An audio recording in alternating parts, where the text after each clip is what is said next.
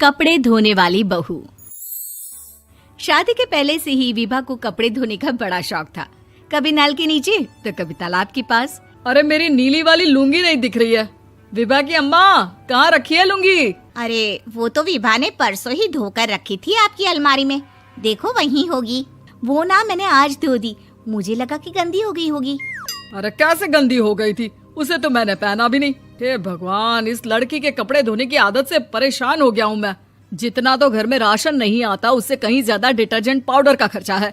इसकी शादी करवा दो, शादी जाए अपने घर में ही करे काम, फिर चाहे घर के कपड़े धोने हो या पूरे गांव के। हाँ ठीक बोल रही हो, देखता हूँ मैं कोई लड़का। वो दिन भी आ जाता है जब विभा को देखने लड़के वाले आ जाते हैं। लड़की मुझे अच्छी लगी। होने वाली सास कहती है, बेटी अगर कुछ पूछना है तो पूछ लो। वैसे तो हमारी लड़की बहुत ही शर्मिली है, जो बोल दो वो मान लेती है, इसे क्या पूछना होगा। अरे कैसी बात कर रही हो माँ, मुझे इन लोगों के घर रहना है, सवाल तो कई है। हाँ हाँ बेटा, पूछ लो ना, क्या पूछना है। आप लोगों के घर कपड़े कौन धोता है? सास का मुंह बन जाता है। देखो, अगर तुम ये कहना चाहती हो कि तुम्हें कपड़े धोने नहीं आते तो सुन लो, कपड़े मैं ही धोती हूँ, लेकिन तुम्हारे आ जाने के बाद मैं रुमाल तक नहीं धोऊंगी। अरे चुप रहना भाग्यवान, बहू बेचारी घर आई नहीं, उसे डराना शुरू कर दिया। वो क्या है ना बिटिया, अभी तक तो ये कल्लू की माँ ही धोती थी, लेकिन अब तुम्हारे पापा तो दहेज में वॉशिंग मशीन देंगे ही। तभी विभा की माँ बोल पड़ती है, सवाल भी पूछा तो क्या। वैसे भाई साहब, मशीन की तो फिर भी कपड़े धोने की कैपेसिटी होती है। मतलब जो बिटिया दे रहे हैं ना विभा, इसे कपड़े धोने का बहुत शौक है। ये आप लोगों के क्या, आस पड़ोस गांव मोहल्ले सबके कपड़े धो दे और उफ तक ना करे। बाहर देखा नहीं आपने कितने कपड़े सूख रहे हैं? सब हमारी बिटिया ने ही तो धोए हैं। बस भी करो ना माँ, शर्म आ रही इतनी तारीफ सुनकर। और तो और एक दाग निकाल कर दिखाओ तो मान जाऊं। हाँ अच्छा, माफ करना बेटा, मैंने गलत समझा। हमें तो रिश्ता बहुत पसंद है। और ऐसे जुड़ जाता है रिश्ता कपड़े धोने का शौक रखने वाली विभा का। उसकी शादी हो जाती है कोयला फैक्ट्री में काम करने वाले कल्लू के साथ। शादी के बाद अचानक विभा चिल्लाती हुई सास के पास आती है। सासू माँ, अरे सासू माँ कहाँ है आप? ये तो धोखा है, धोखा दिया आप लोगों ने मुझे। इसे ससुर के चक्कर के बारे में पता चल गया। अरे तो उसमें तुझे क्यों धोखा मिला है? अरे नल में पानी नहीं आता, कपड़े कैसे कब धुलेंगे? अच्छा, तू पानी नहीं आ रहा उसकी बात कर रही है। तो आपने क्या सोचा? कुछ नहीं। अच्छा, तेरी माँ ने कहा था कि कपड़े धोने का शौक है तुझे, याद आया मुझे। शौक बोलकर कपड़े धोने वाले मेरे जुनून को कम ना आके सासू माँ, कपड़ा धोना मेरा गुरूर है। तभी पति भी वहाँ आ जाता है। अभी मैंने इसे सनी देओल की फिल्म दिखाई है, उसी के डायलॉग मार रही है माँ। अच्छा सुन, साफ बता रही हूँ, पानी सुबह 4 से 6 और शाम को 10 से 12 आता है, समझी? विभा टाइमिंग सुनकर हैरान हो जाती है। ये क्या भूतों का मोहल्ला है? सुबह 4 बजे उठकर कौन कपड़े धोता है? 4 बजे टंकी में पानी जाता है, फिर सारा दिन धोना ना, किसने मना किया?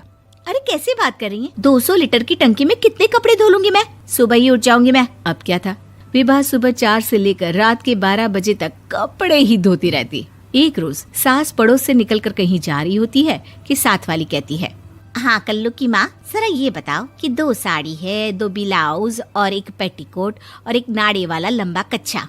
हाँ तो? अरे तो क्या, कितना लोगी धुलाई ये बताओ। धोबन दिख रहे हैं हम क्या? हमारे पति सरकारी नौकरी से अभी रिटायर हुए हैं और बेटा सुपरवाइजर है कोयला फैक्ट्री में।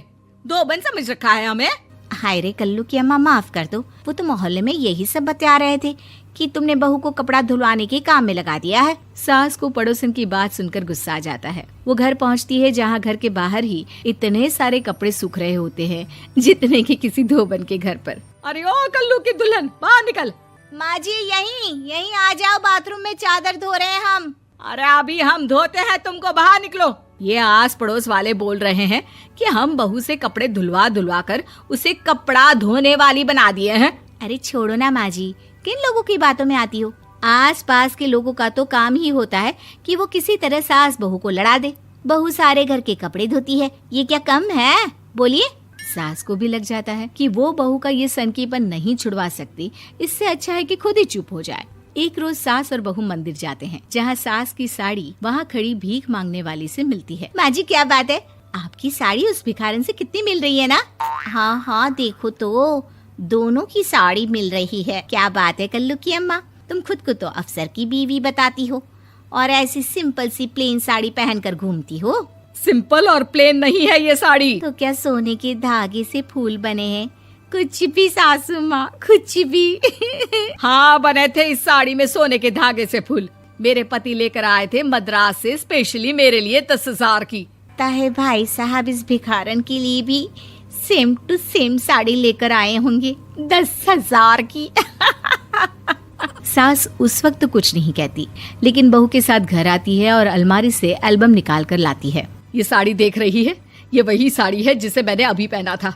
इस साड़ी में ये जो चमकदार फूल दिख रहे हैं ना, ये सोने के धागों से काढ़े गए हैं। लेकिन तू लोकल वॉशिंग मशीन ब्रश से घिस घिस कर सारे फूलों को निकाल कर साड़ी प्लेन कर दी। मुझे माफ कर दीजिए सासू माँ। और तो और, जब मैंने तुझे तेरी गलती के लिए कुछ नहीं कहा, लेकिन तूने तो सबके सामने मेरा मजाक ही बना दिया। क्यों? बहू को समझ में आ जाता है कि अब से उसका कपड़े धोना बंद।